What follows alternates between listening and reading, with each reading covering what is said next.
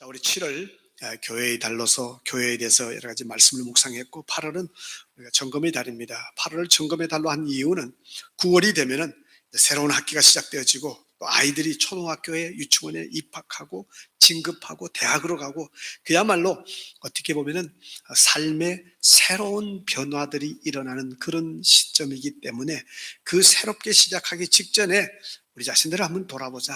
가을을 시작하면서 우리 자신들을 점검해보자. 그래서 우리가 점검의 달로 그렇게 정하고 있습니다.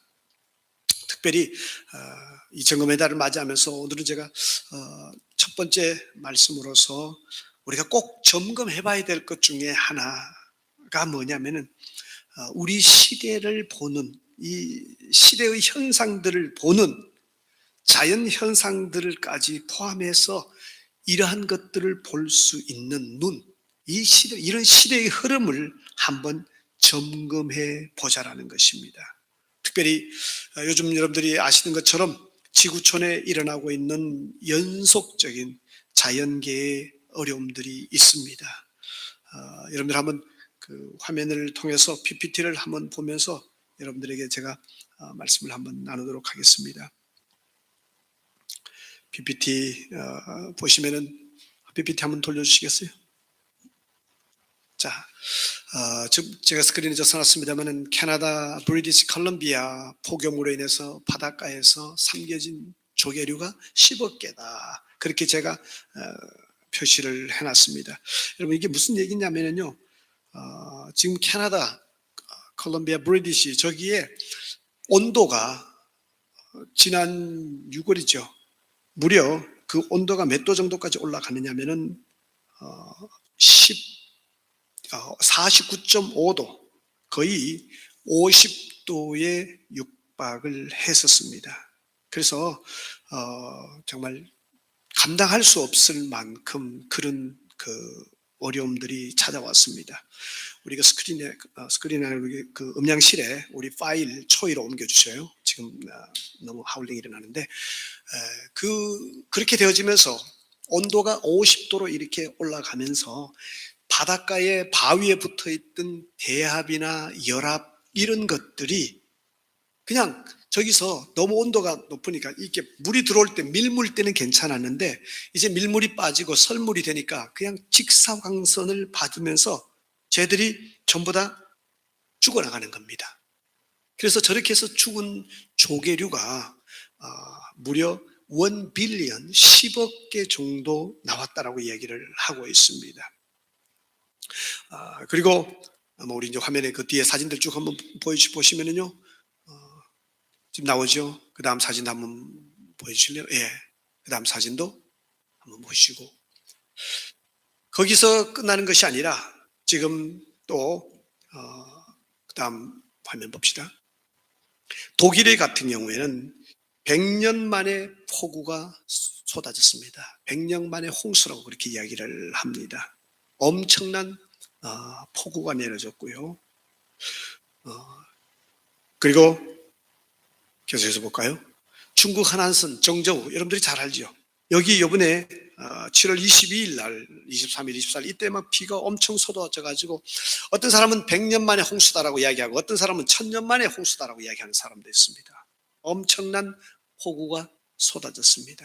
그래서 뭐 도시 전체가 마비되어지고, 실제로 그 도시의 지하철에는 물이 들어가서 지하철 안에까지 물이 찼고, 또 터널이 있었어요. 터널, 그 정저우 터널이라고 3.8km 되는 터널이고, 편도 3차선, 그러니까 이제 6차선이에요. 3차선 이쪽으로 가는 터널 하나, 또 3차선 오는 터널 하나. 거기에 물이 차가지고 그 안에 물이 막 그냥 강처럼 흘러 들어가지고 그 안에서 차들이 꼼짝도 못하고, 그리고 거기서 자동차 안에 있다가 중국 정부에서는 64명이라고 그러는데 아무도 믿지 않습니다. 왜 그렇게 하냐면은 그 3.8km, 거의 2마일이잖아요. 그죠? 2마일 안에 3차선인데 차들이 차 있었다고 가정을 하면은 그 안에 차가 몇 대가 들어있겠느냐. 그리고 차 한 대당 한 1.5명씩만 계산해도 4,000명이 넘는가 뭐 그렇대요. 그 적어도 4천 명 이상의 사람이 희생되었을 것이다라고 그렇게까지 이야기하는 사람들도 있습니다. 그만큼 많은 폭우가 쏟아졌습니다. 그것뿐만 아니라 지금 또 지구촌에 보면은 그린랜드 같은 경우에는 지난 7월 25일 지난주잖아요. 지난주 25, 26, 27 사흘 동안에 무려 얼음이 이 글레이스의 빙하가 184억 톤 정도 녹아내렸었습니다. 그리고 27일 하루 동안에만 85억 톤이 녹았었습니다. 85억 톤이면 어느 정도냐? 플로리다 전체를 2인치, 그러니까 5cm 물로 채울 수 있는, 덮을 수 있는 양이 하루 만에 녹았습니다. 근데 3일을 다 합치면 25일, 26, 27일 사흘 동안 다 녹은 것을 합치면 플로리다 전체를 4인치, 10cm 정도 되는 물로 덮을 수 있는 거대한 양입니다. 2019년도에도 이쪽에 이 그린랜드의 빙하가 녹았는데 그때 녹은 양이 약 한 5,320억 톤 정도 녹았다고 합니다. 그런데 그때 그렇게 많이 녹은 그 얼음으로 인해 가지고 지구 전체의 바닷물의 높이가 1.5mm, 1.5mm 상승했다라는 겁니다. 바다가 얼마나 높습니까? 그 바닷물 1.5mm가 더 올라갔다는 것입니다. 그만큼 지금 우리 주변에는 심각한 이 이상 자연현상이라고 할까요? 기후의 변화 이런 것들이 우리에게 찾아왔습니다. 2014년도에 마크 라이너스라는 사람이 Six Degrees라는 책을 썼습니다. 한국어로 번역될 때는 6도, 이게 6degree니까 6도의 멸종이다라는 제목으로 번역을 했었습니다. 거기에 보면은 1도 상승되어질 때에 우리 지구촌의 온도가 1도 상승되어질 때에 어떤 변화들이 일어나느냐. 그래서 1도 올라갈 때 나타나는 현상들을 쓰면서 6도까지 쓰고 있습니다. 왜 6도까지밖에 안 쓰느냐? 7도, 8도, 9도는 왜 안 나오느냐? 6도가 더 올라가면은 인류는 망한다는 겁니다. 지구촌은 끝난다는 것입니다. 인류는 지금 우리가 가지고 있는 지구촌의 평균 기온에서 6도가 내려가면은 그야말로 아이스 빙하기가 온다는 거예요. 그래서 인류는 예전에 오래전에 빙하기가 있었잖아요. 지구촌에 정말 얼음으로 차여졌던 그런 시기가 있었습니다. 그때에 뉴욕 같은 경우에도 얼음 속에 깔려 있었습니다. 대충 한 얼음이 뉴욕 같은 경우도 200m 이상 얼음으로 깡깡 얼려져 있었다라고 그렇게 이야기하기도 하는데, 근데 지금 이제 이 온도가 지금보다 6도가 더 올라가면은 그러면은 끝이라는 것입니다. 2014년도에 이분이 글을 쓰는데, 이분은 자기 마음대로 쓴 것이 아니라 유럽에서 나온 이 전문가들의 자료들을 다 수집하고 정리해서 글을 만들었던 것입니다. 근데 그 온도가 올라가는데 그 과정도 내용도 보면은 처음 1도가 올라가면은 온도 1도 2도 이렇게 올라가면서 나타나는 큰 현상 중에 하나는 사막이 점점 많아진다는 거예요. 가뭄이 많아진다는 겁니다.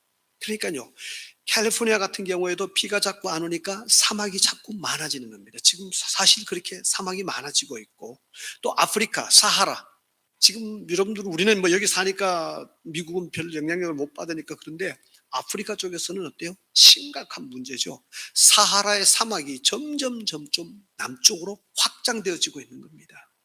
비가 안 오니까 점점 사막이 더 많아지고 있고, 캘리포니아도 사막이 더 많아지는 뿐만 아니라 또 비가 오는 지역에는 아주 폭우가 쏟아붓는 이런 현상들이 일어나게 되어지고, 그리고 겨울 되면은 감당할 수 없는 추위, 극과 극으로 가기 시작한다는 것입니다. 그래서 3도까지 오를 동안에 우리가 만약에 통제를 해주지 않으면은 3도 넘어가서 4도부터 4, 5, 6도는 인류가 손을 댈 수 거의 없는, 그냥 6도까지 올라가는 그런 상태가 될 거다. 그래서 우리에게 남겨진 시간은 그렇게 많지 않다. 이 3도 안에서 막지 못하면은 그다음 4, 5, 6도에서는 그냥 우리가 손댈 수 없는 환경이기 때문에 그렇게 되어져서 6도가 올라가면은 인류는 더 이상 생존할 수 없다. 그렇게 글들을 쓰고 있습니다. 실제로 여름에 평균 기온이 지구촌 전체를 말하는 겁니다. 지구촌 전체의 평균 기온이 30도에서부터 1도가 올라가면은 농작물들의 수확이 10% 줄어든다고 합니다. 평균 기온이 31도가 되면은 농작물 수확량이 10%가 감소되고요. 또 1도 더 올라가면 또 10% 감소되고, 만약에 지구촌의 평균 기온이 40도가 되어지면은 농작물은 아무것도 안 나온다는 거예요. 그러면은 the end, 끝이라는 것입니다. 그래서 이런 것들이 그냥 뭐 이게 공포적인 소설, 그런 사이파이 과학 공상 소설이 아니라 지금 이제 우리가 피부로 서서히 경험하고 있는 그런 시점에 와 있습니다. 아, 정말 이렇구나. 그러면서 사람들이 지금 나오는 얘기가 뭐예요? 왜 이렇게 지구가 더워지고 있고 이런 난리를 지느냐? 지구가 왜 이렇게 뜨거워지느냐? 우리 이거 전문 용어로 뭐라 그래요? 지구 온난화라고 그렇게 합니다. 그렇게 하면서 이 지구가 이렇게 뜨거워지는 가장 큰 이유는 온실 효과 때문에 그렇다. 다시 말하면 비닐하우스에 들어온 것과 같은 그런 효과가 나타나고 있다. 그게 무슨 얘기냐? 이 온실 효과가 나타나는 현상 중에 하나는, 그 뿌리 중에 하나는 탄소 때문이다. 탄소 가스 때문이다라고 이야기를 합니다. 무슨 얘기냐면요. 자, 여러분 간단하게 과학적으로 생각하면 태양이 지구를 비춰줍니다. 그러면은 지구가 따뜻해지잖아요. 그죠? 따뜻해지고 지구는 열을 받고 난 다음에 그 열 중에 일부분은 도로 반사를 시킵니다. 복사를 합니다. 밖으로 이 열을 뿜어내 주는 거죠. 지구도 반사를 시킵니다. 그러면 그 열이 대기권을 통해서 밖으로 나가기도 하고 또 공기 중에 머물기도 하고, 그렇게 하면서 지구를 온도를 유지해 주는데, 지금 현재 지구촌의 탄소, 이산화탄소, 이 탄소가 점점 많아지면서 이 공기 중에 탄소로서 형성된 일종의 탄소층, 그 공기층이 만들어지는 것입니다. 학자들은 조금씩 다릅니다만 60에서 80% 정도가 탄소라고 이야기를 합니다. 그 주범이 이렇게 하나의 띠를 만들면서 지구에서부터 반사된 열이 더 이상 밖으로 나가지를 못하도록 막는 겁니다. 이게 밖으로 나가야 지구가 더 더워지지 않는데 딱 블락을 하고 있으니까 그 안에 지구가 갇혀 있어서 점점 온도가 올라간다는 거예요. 그래서 그럼 어떻게 해야 되느냐? 가장 주범인 이산화탄소, 이 탄소를 줄여야 된다. 그래서 지금 나오는 게 뭐예요? 그럼 탄소를 어떻게 하면 줄이느냐? 탄소는 모든 곳에 다 들어 있습니다. 여러분, 탄소 빠진 데는 거의 없습니다. 우리가 먹는 포도당 있잖아요. 이게 녹말, 당분, 이게 전부 다 어때요? 탄소 아니에요. 그 안에도 보면 탄소가 6개 들어 있잖아요. C6. 그다음에 H, 수소가 12개고 또 산소가 6개고, 그렇게 해서 탄소가 6개 들어 있습니다. 지방 화학 구조를 보면 어때요? C, 탄소를 중심으로 해서, 탄소라는 녀석은 좌우 아래 위 네 군데 다른 원소를 딱 손잡을 수 있는, 반드할 수 있는 아주 특별한 그런 어떤 원소 중에 하나입니다. 그래서 지방 같은 경우도 보니까 이 탄소가 쫙 있고 좌우 아래 위를 딱 이렇게 손을 다 잡고 있습니다. 단백질도 마찬가지입니다. 우리가 먹는 음식에도 다 탄소가 들어있어요.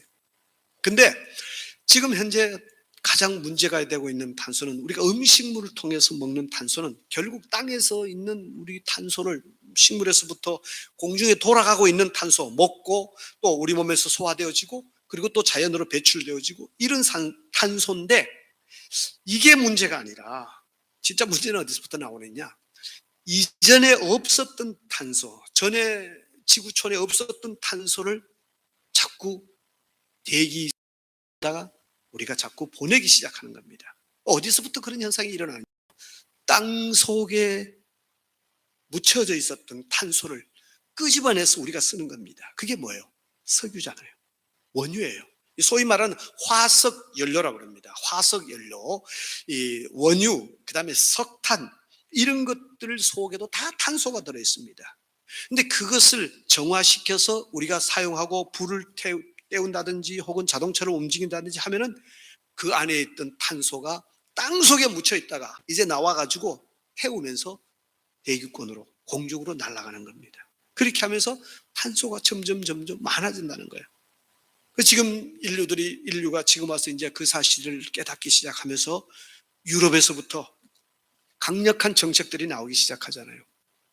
탄소 배출이 많은 차들. 그 다음에 탄소뿐만 아니라 다른 배기가스도 거기 포함되어 있거든요. 메탄 같은 가스들도 많고 하기 때문에 그 중에서 제일 많은 부분이 탄소입니다. 근데 그런 어떤 가스를 많이 만들어내는 자동차 못 쓰도록. 그래서 유럽은 디젤 경유를 쓰는 자동차들 수입하지 못하도록 그렇게 법제화시키고 있습니다. 아마 미국도 얼마 가지 못해서 이제 그런 식으로 흘러갈 것이고, 그래서 요즘 여러분들이 잘 아시는 것처럼 차세대 자동차 뭐로 가는 거예요? 전기로 가는 차. 그 다음에 혹은 수소로 가는 차 지금 개발하는 중에 있고, 이미 전기로 가는 차는 나왔습니다. 다만 전기로 가는 차도 어려움 중에 하나는 그 전기는 어디서 나왔느냐?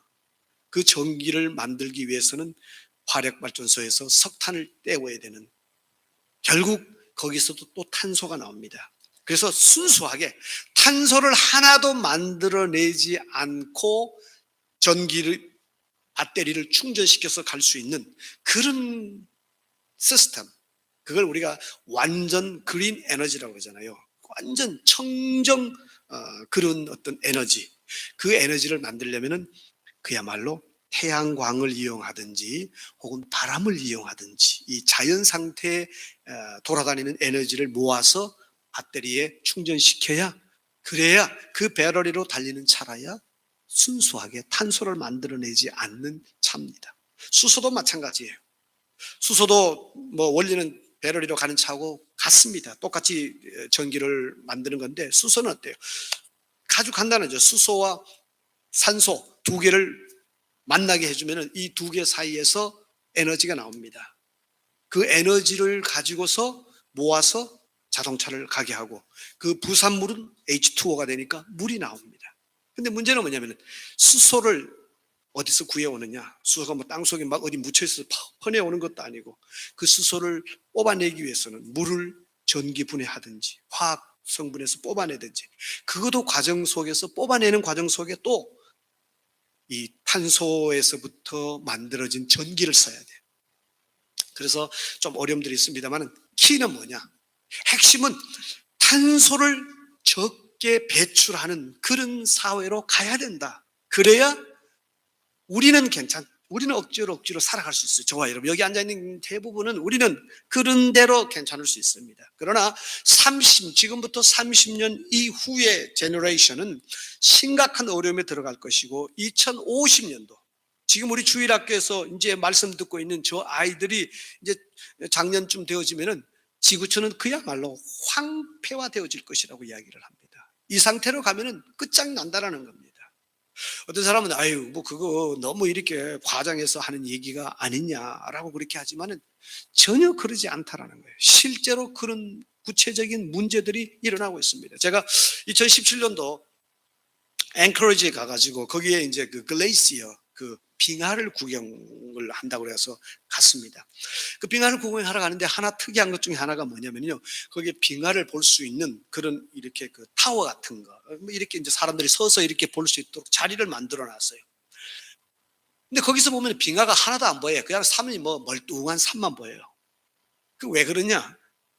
예전에는 거기서 빙하를 볼 수 있었대요. 그런데 지금은 빙하가 다 녹아버려 가지고 거기서는 못 본다는 거예요.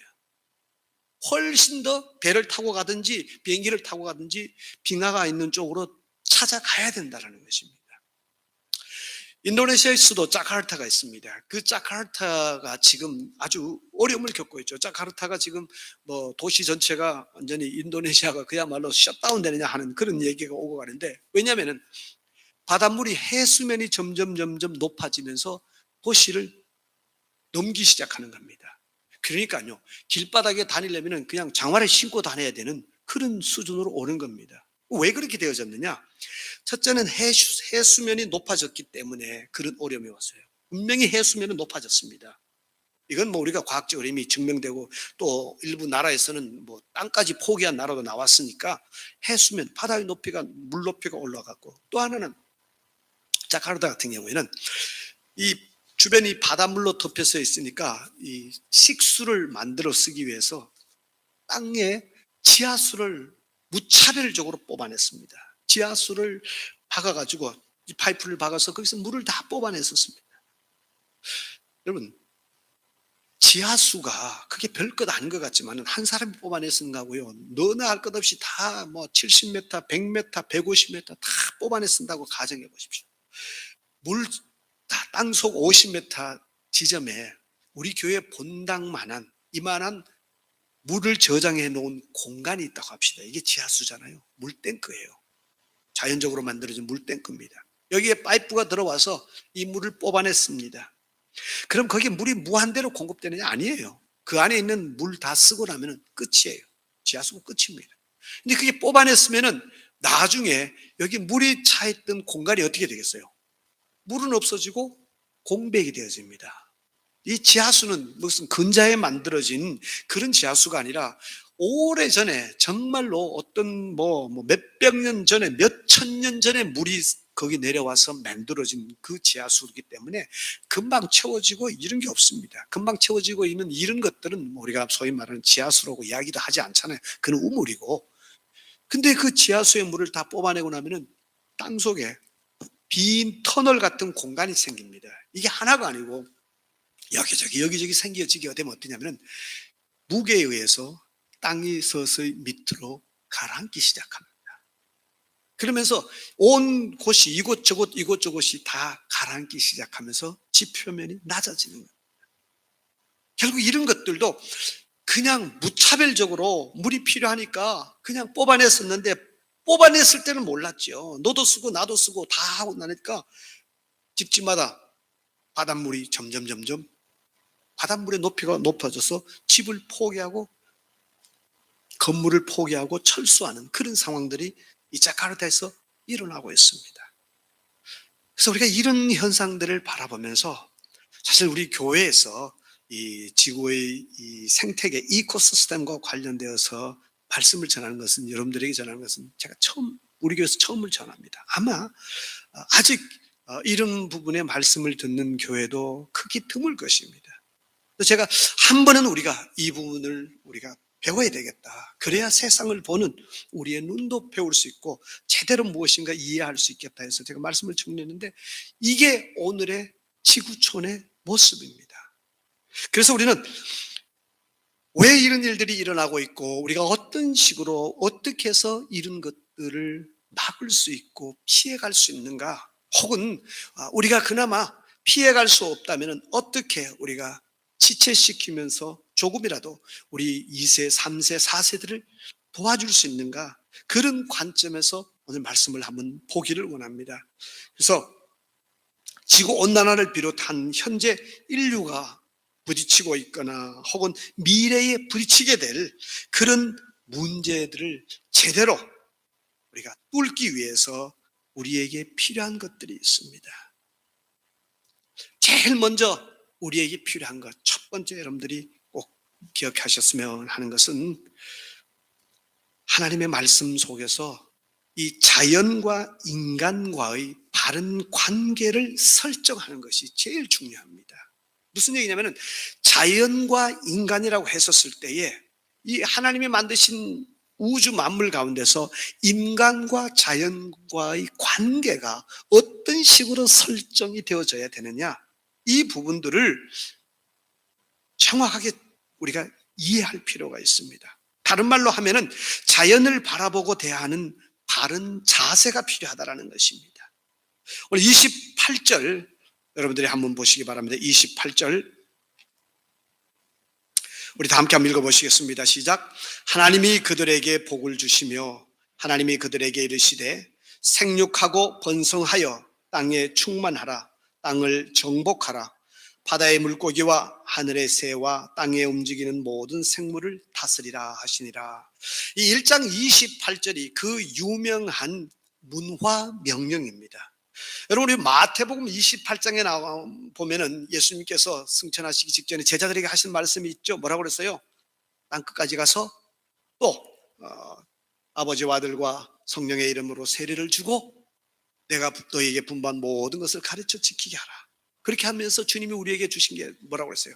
가서 제자를 삼으라. 우리가 그것을 일러서 우리에게 주어진 사명, Great Mission, 대사명이라고 이야기를 합니다.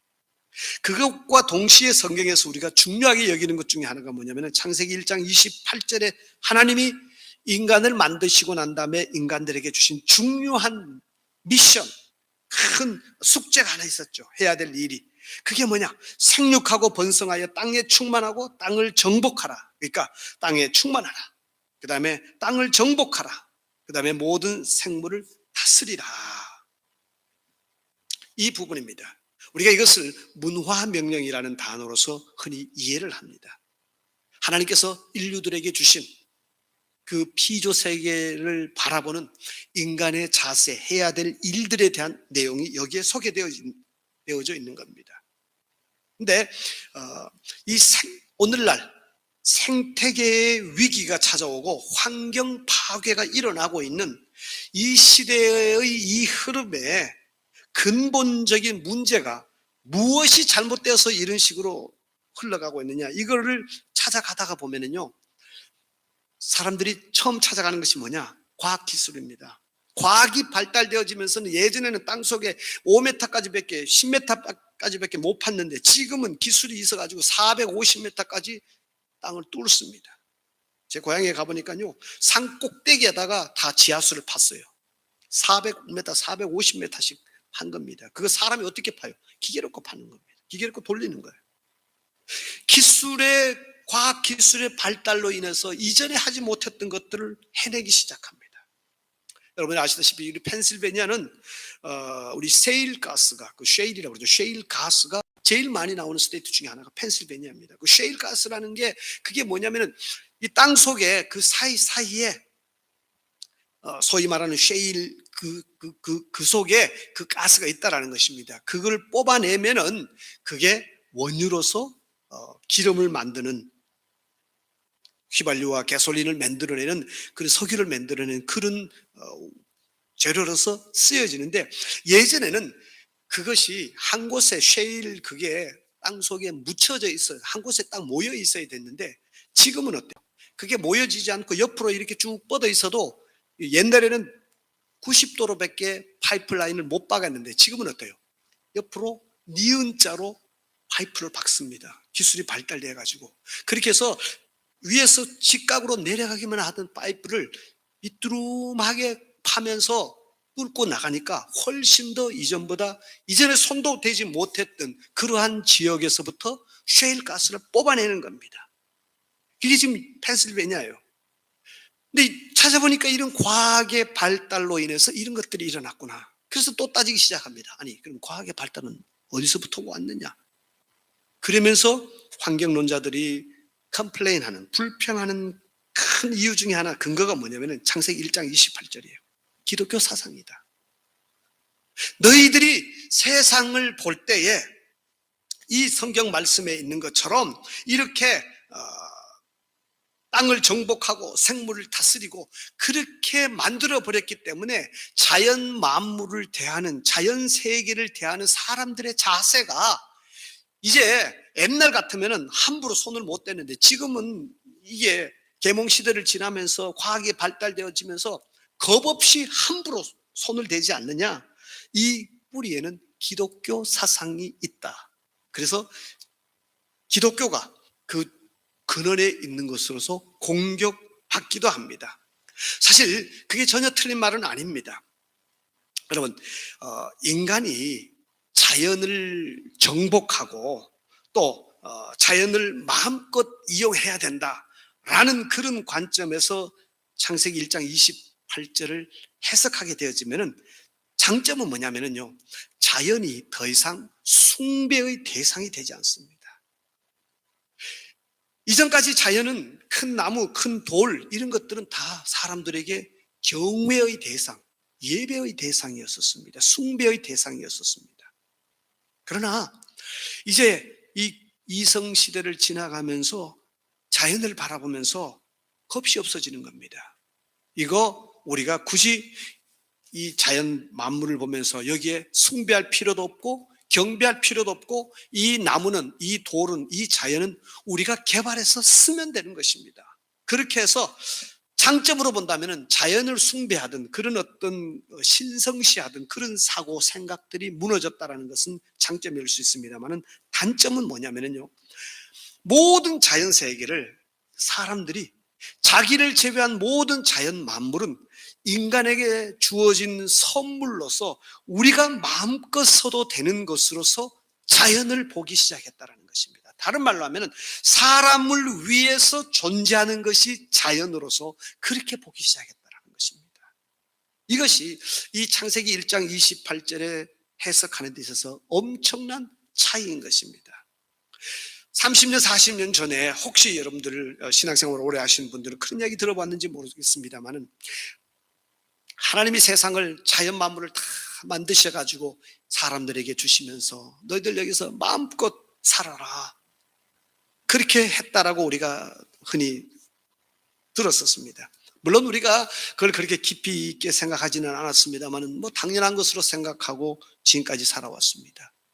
그렇게 하면서 사람들은 하나님이 우리에게 주신 것도 하나님께서 정복하고 다스리라고 그랬으니까 우리가 개발하고 정복하고 다스려야 된다, 우리 필요에 따라서 땅을 뒤집기도 하고 땅을 덮기도 하고 그렇게 하면서 마음껏 살아왔습니다. 처음에는 몰랐죠.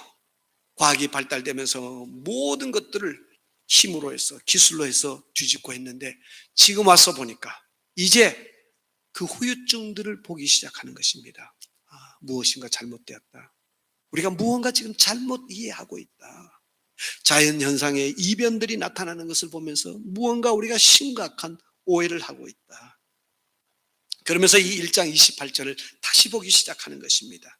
여기 1장 28절에서 말씀하고 있는 땅을 정복하라, 이 말, 이 정복한다는 것은 하나님이 사람들에게 이 지구와 포함해서 우주 만물, 사람 너희들 빼고 모든 걸 너한테 주니까 네가 마음대로 해라, 그런 뜻이 아니라는 것입니다. 여기서 정복하다라는 것은요, 자기가 돌보고 자기가 그 돌보아 돌을 보아주고 관리하고 그러면서 거기서부터 유익도 취하고, 그리고 자연 만물도 동시에 생존할 수 있도록 해주는 공존의 관계로서 이해를 하는 것입니다. 여기 정복한다는 것은요, 절대로 사람이 식물들을 마음대로 죽여서 거기서부터 우리 필요한 것을 다 뽑아내 쓰고 그런 식으로 자연을 관리하는 것이 아니라, 자연 속에서 관리해주고 하면서 우리에게 필요한 음식이라든지 혹은 여러 가지 화학 성분들, 약품들, 이런 것들을 얻기도 하면서 함께 살아가는 그러한 면들이라는 거예요. 밍크 털이 좋다고 해서 밍크 다 잡아먹고 다 잡아버리고 그런 식으로 관리하는 것은, 그건 성경이 말씀하고 계시는 관리가 아니라는 것입니다. 공생할 수 있어야 된다는 것입니다. 공존이 안 되면 그것은 하나님이 만드신 창조의 질서에 어긋난다는 것입니다. 다스린다는 것도 마찬가지라는 거예요. 여기 다스린다는 것은 부모가 자녀를 돌보는 그런 관점에서 본문을 해석합니다. 왜 그렇게 해야 되느냐? 정말 우리가 세상 만물을 보고 성경을 통해서 보았을 때 하나님이 하나님이 만드신 우주 만물을 인간에게 소유권을 이전해 주시고, 이건 니들 거다, 구워 먹든 삶아 먹든 너희들이 알아서 하라, 그렇게 하나님이 성경 어디에도 하고 계시지 않다는 사실입니다. 오히려 하나님은 자연 만물을 만드시고 난 다음에 그 자연 만물을 통해서 하나님 자신이 영광을 받으신다라고 말씀합니다. 성경에 보면은 우리가 그런 말씀 있잖아요. 낮은 낮에게, 밤은 밤에게 지식을 전하니, 그리고 하늘이 하나님의 영광을 선포하고 궁창이 그의 손으로 하신 일을 나타내는도다. 그렇게 하면서 하나님께서 만드신 이 자연 만물을 통해서 하나님은 이거 만들고 난 다음에 우리에게 다 주시고 너희들 손에 있다, 니들이 알아서 처분하라, 없애든지 살리든지, 그게 아니라는 것입니다. 하나님은 그분이 만드신 그 만드신 것들 속에서 그분의 솜씨, 그분의 성품, 그분의 지혜, 그분의 경건함, 이런 것들을 만물 속에서 드러내기를 원하신다는 것입니다.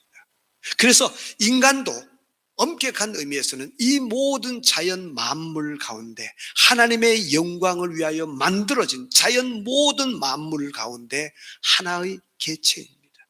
우리도 그 중에 한 부분이지, 우리를 그리고 한 부분으로 부름을 받았을 뿐만 아니라 우리에게 지혜를 주셔서 그런 자연 만물을 관리하고 정리하고 보호해 줄 수 있도록 그러한 청지기로서 우리가 부름을 받은 것이지, 이거 다 너 거니까 너가 알아서 해라, 그렇게 해서 우리 마음대로 착취하고 어뷰즈하고 뒤집어 엎고 불태워버리고 밀어버리고 그런 식으로 네 거니까 네가 알아서 하라, 그게 아니라는 것입니다.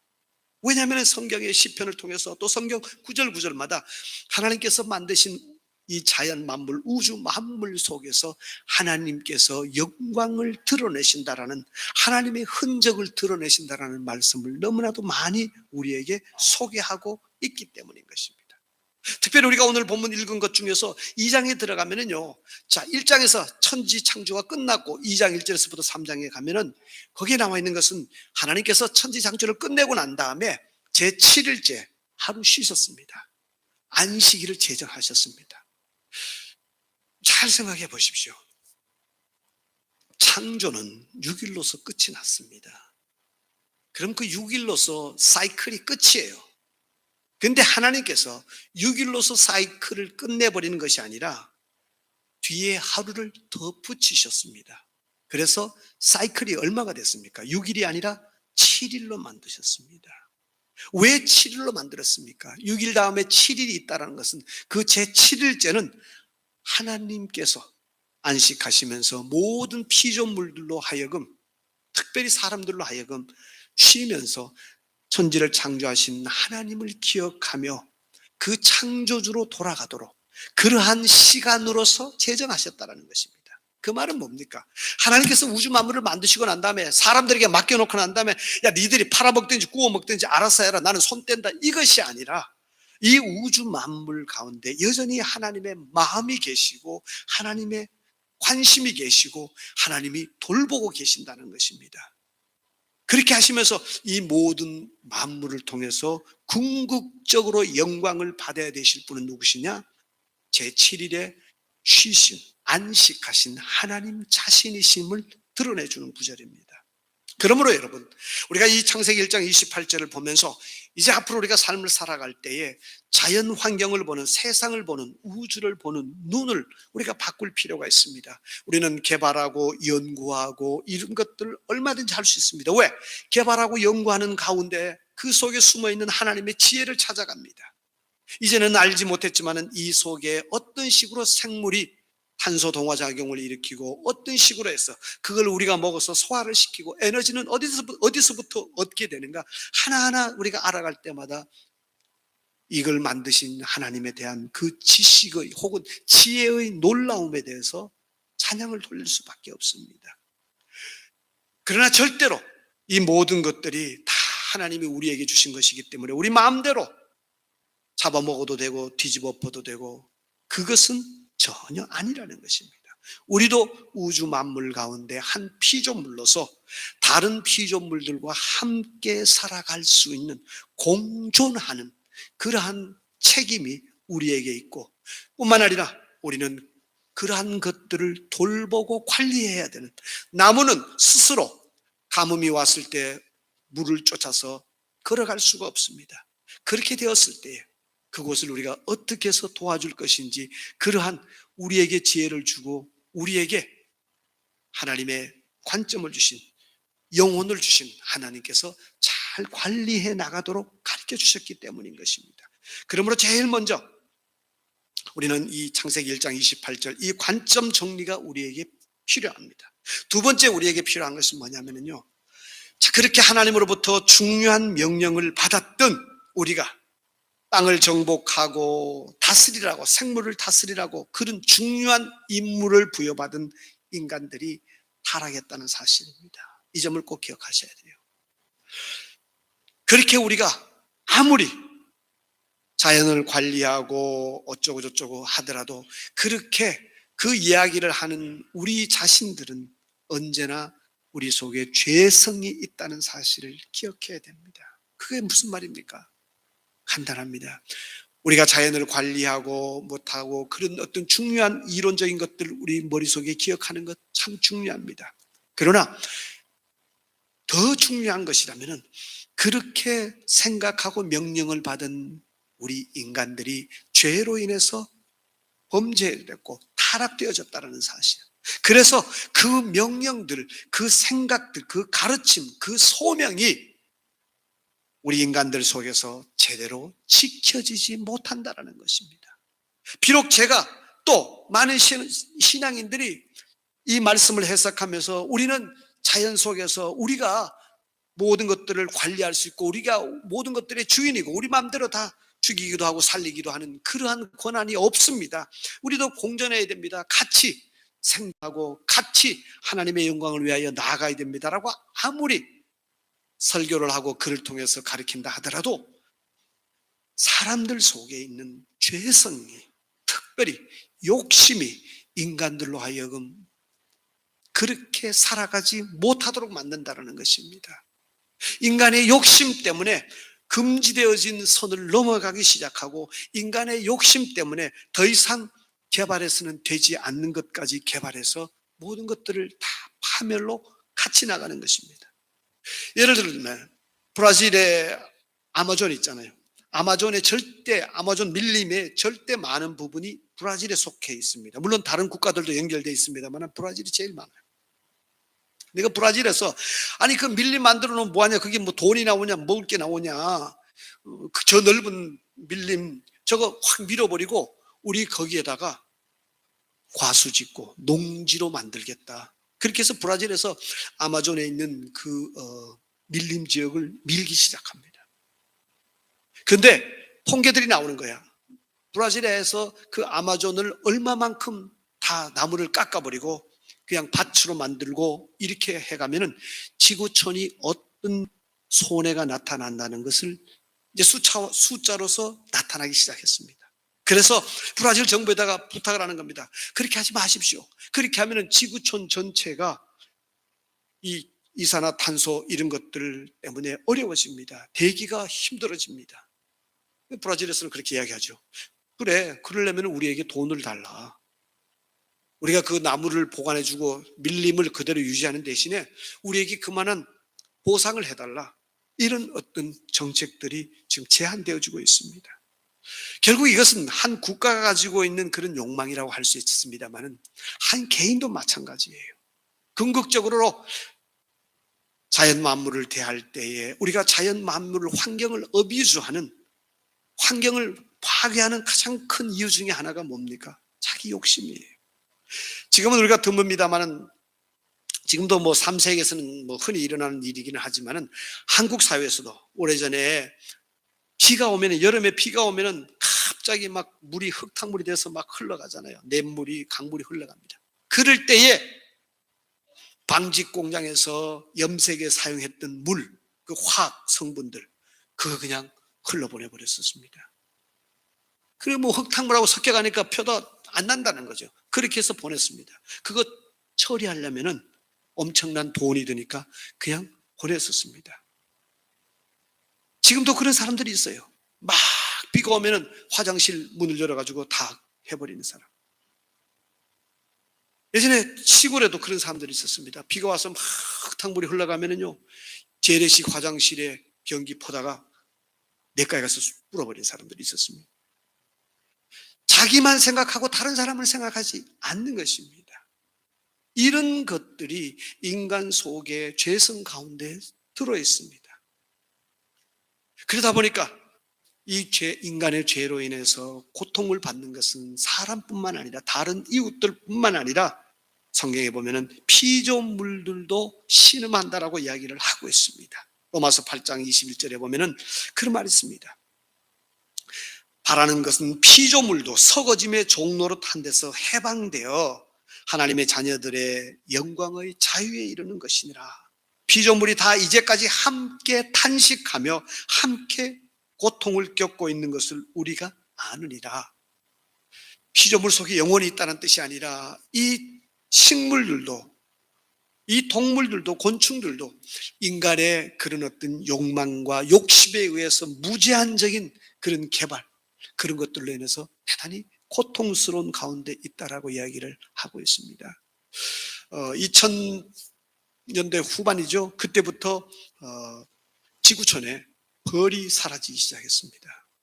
이것이 한 국가에만 일어난 현상이 아닙니다. 2011년도, 12년도, 16년도 그렇게 하면서 왜 벌이 사라지느냐? 여러분, 벌이 사라지면은, 만약에 지구촌에 있는 벌이 다 죽어버리면은 인류는 3년에서 4년, 보통 4년 안에 멸망한다라고 이야기를 합니다. 벌이 있어야 꽃 다 수정을 시켜주잖아요. 열매가 만들어지잖아요. 벌이 없어도 바람이라든지 혹은 나비라든지 이런 것들에 의해서 수정이 되어질 수는 있습니다. 그러나 절대적으로 많은 부분이 벌에 의해서 이루어집니다. 그러다 보니까 벌이 없어지면은 과학자들이 하는 얘기는 지구촌은 아마 한 4년 이내에 인류가 끝이 날 것이다라고 이야기를 합니다. 먹을 게 없어지니까. 그런데 그 벌들이 자꾸 사라지는 거예요. 그래서 미국에서도 연구하고 한국도 마찬가지인 겁니다. 벌이 나갔다가 무슨 벌통 안에서 죽는 게 아니라 벌이 나가고 난 다음에 돌아오질 않는 거. 얘들 어디 가버렸는지. 그래서 쭉 연구를 하고 찾고 왜 이러냐, 병이 있느냐 이런 것들, 그래서 뭐 벌이 바이러스에 얼마 정도 강도가 있는가 이런 것들도 쭉 하고 있는데, 여러 가지 이론 중에서 지금 나오는 것 중에 하나는 뭐냐면은 벌이 자기의 위치를 어떻게 해서 알아가느냐. 벌집을 떠나서 2km씩 막 이렇게 멀리 날아가고 난 다음에 어떻게 해서 자기 위치를 찾아갈 수 있고 기억해 갈 수 있는가, 그런 것들을 연구하면서 이 독일 과학자들이 찾아낸 거죠. 벌의 몸집, 벌 이 배 밑에 보면은 자기장을 탐지하는 센서가 있어요. 그래서 이 벌은 그냥 벌이 아니라 얘들은 그 자기장을 이렇게 쉽게 말하면 좌석처럼 보이지 않지만은 이런 원자들의 흐름을 자기장을 센서하는 시스템이 있기 때문에 그것이 지구촌에 흐르고 있는, 지구촌에도 어때요? 우리가 느끼지 못하지만 지구에도 지금 자기장이 흐르고 있잖아요. 어떻게 알 수 있습니까? 나침반 놓으면 항상 어때요? 남북으로 가리켜요. 보이지 않는 자기장이 돌고 있다는 거거든요. 벌이 그런 것들을 통해서 방향을 알아간다는 거예요. 그런데 그 자기장의 흐름들이 방해가 일어나고 있다는 겁니다. 전자파라고 이야기를 주로 하죠. 가장 큰 것 중에 하나가 어쩌면 핸드폰일 것이다라고 이야기하는 사람들도 많습니다. 어쨌든 지금 인류는 뭐 엄청난 통신 기술이 발달되어지면서 그런 어떤 파장들을 만들어내고 있습니다. 결국 이러한 기술적인 진보가 좋은 면도 있지만은 그 속에 숨어 있는 사람들의 욕망, 욕심 이런 것들로 인해서 궁극적으로 지구가 힘들어지고 우리 스스로 우리의 앞날을 어둡게 만들고 있는 것이 사실입니다. 그래서 우리가 무엇인가 할 때 뭐 전화기든 뭐든지 간에 우리가 다 필요한 것이니까 오늘부터 쓰지 말라는 것이 아니라 쓰지만은, 그러나 기억할 것은 무엇인가 우리가 이런 것들을 하면서 또 다른 개체가 거기에 장애를 받을 수도 있고 희생되어질 수도 있고 그런 어려움들이 있다는 사실도 우리가 동시에 기억할 필요가 있습니다. 그래서 우리는 뭐 하나님이 벌을 우리에게 주셨는데 뭐 죽든지 말든지 벌 장사가 고생하지 내가 고생하나, 이런 식의 사고 방식은 끊어야 됩니다. 이것이 결국은 어때요? 우리 전체의 파멸로 찾아가기 때문인 것입니다. 그래서 마지막으로 우리가 이 말씀을 보면서 정리할 수 있는 것은, 그럼 어떻게 해야 되느냐? 어떻게 하면은 이 자연 환경 이코시스템 속에서 신앙인들이 어떤 걸음을 걸어가야 되느냐? 그 해결, 어떻게 보면은 치유책은 기술 발전, 이런 것들을 우리가 사용하는 것을 절제하는 것, 이런 것들도 이야기를 하고 있습니다만은, 신앙인들로서 제일 중요한 것은 예수 그리스도를 알아가는 것입니다. 그리스도를 만나가는 것입니다. 여러분 속으로 그런 생각할게요. 아니 목사님, 아니 무슨 갑자기 과학기술 이야기하다 예수님하고 그게 무슨 상관이 있느냐. 차라리 전화기를 1시간 덜 쓰라고 하고 뭐 컴퓨터를 덜 쓰라고 하는 게 그게 더 도움이 되지, 무슨 예수님을 아는 게 뭐가 그렇게, 그게 이게 무슨 이코시스템, 환경과 관계가 되어지느냐. 그러지 않습니다. 여러분, 우리가 예수 그리스도를 진지하게 만나고, 그리고 그 예수 그리스도를 만나고 난 다음에 하나님을 사랑하는 마음 속에서 성경을 보기 시작합니다. 하나님이 내게 주신 자연 만물은 이렇게 관리해야 되겠구나. 주님의 사랑을 받았기 때문에 내 이웃을 보는 눈이, 마음이 달라지기 시작합니다. 예전에는 내게 돈벌이가 되면은 까짓거 비 오는 날 그냥 방직 공장에서 그 화학 물을 쏟아 부었었습니다. 그러나 그리스도를 만나고 난 이후에 이것이 아니구나. 아, 이런 식으로 우리가 해서는 안 되구나. 정리하기 시작합니다. 돈이 더 들어도 정류 과정을 통해서 보내기 시작하는 것입니다.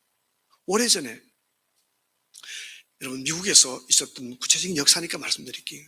오래전에 미국에서 흑인들을 향해서 교회 안의 지도자들이 이런 단어를 썼습니다. 흑인들에게도 영혼이 있을까? 말도 안 되는 얘기잖아요. 흑인들에게 영혼이 있을까라는 생각을 가진 사람은 절대로 흑인들을 인간으로 대우할 수가 없습니다. 그들은 내 농장에서 일하는 돈벌이 만들어주는 그냥 소나 돼지, 그런 짐승과 같은 그런 종류의 내 소유물일 뿐입니다.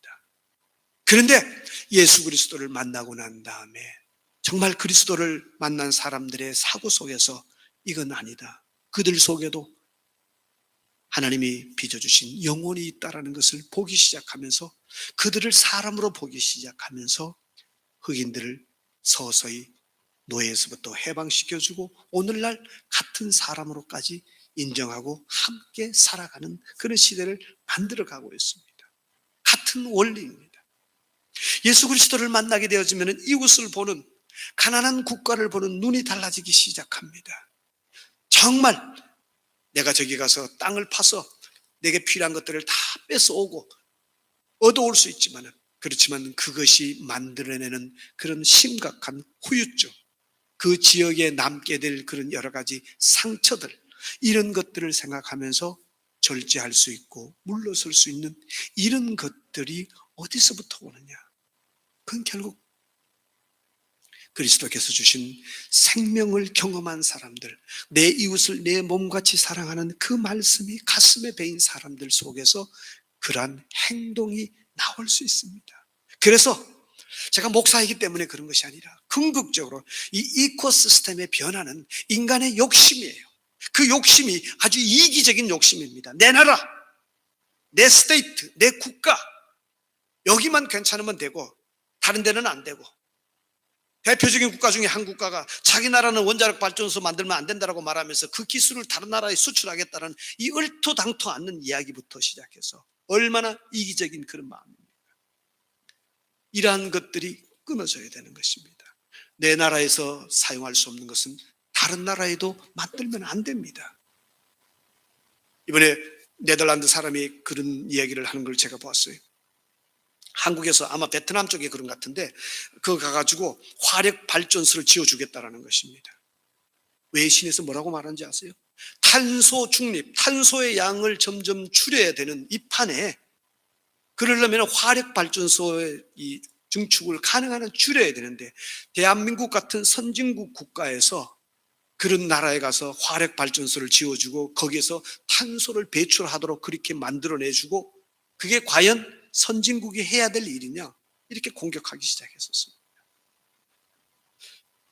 무엇이라고 다 말할 수는 없습니다. 여러 가지 이론들은 있을 수 있고 대답들은 나올 수 있습니다만, 한 가지 분명한 것은 우리가 너무 이기적으로 내 나라, 내 민족, 내 가정 이렇게 흘러가다 보면 생태계는 정말 감당할 수 없는, 결국 그 피해는 누가 보느냐? 우리 자녀들입니다. 지금 1살, 2살 된 아이들 30대가 되면 심각한 기후 어려움에 빠질 것입니다. 감당할 수 없는 폭우, 그 다음에 더위 속으로 들어갈 것입니다. 50년 뒤가 되어지면 그야말로 지구촌은 이 상태로 나가면 생존이 불가능한 곳이 너무너무 많아질 것이고, 특별히 아프리카는 기근으로 인해서 거의 살기 어려울 것으로 보여집니다. 이런 시대에 우리가 서 있습니다. 어떻게 할 것입니까? 가장 아름다운 길은 사람을 보고 자연을 보는 우리의 관점의 변화입니다. 내 욕심만 채울 것이 아니라 사람들을 내 형제로, 내 피를 나눈 형제로서 보기 시작하고 그들의 미래를 생각하기 시작하고, 자연 만물을 바라볼 때 내 맘대로 내가 뜯어고치고 내가 착취해도 되는 그런 대상이 아니라, 나도 그 자연 만물 중에 피조물 중에 하나이고, 나도 하나님의 영광을 위하여 살 뿐만 아니라 이 플랜트도, 식물도 하나님의 영광을 드러내는 그런 도구로 하나님이 창조하셨음을 기억하면 세상을 보는 관점이 바뀌어질 것입니다. 그래서 저와 여러분들이 이런 사고를 한다고 해서 큰 변화가 일어나지 않을 수는 있습니다. 그러나 적어도 여러분들의 머릿속에 세상을 보는 관점을 성경적으로 바꾸어 가신다면, 또 이 어두운 시대를 바라보면서 복음이 이러한 것들을 치유할 수 있다라고 믿고 그 길로 간다면 하나님께서 우리의 삶을 분명히 아름답게 마음의 따뜻함으로 인도하실 것입니다. 저와 여러분이 늘 그러한 관점에서 미래를 위하여 살아가는, 하나님의 나라를 위하여 걸어가는 신앙인들이 될 수 있기를 주의 이름으로 축복합니다.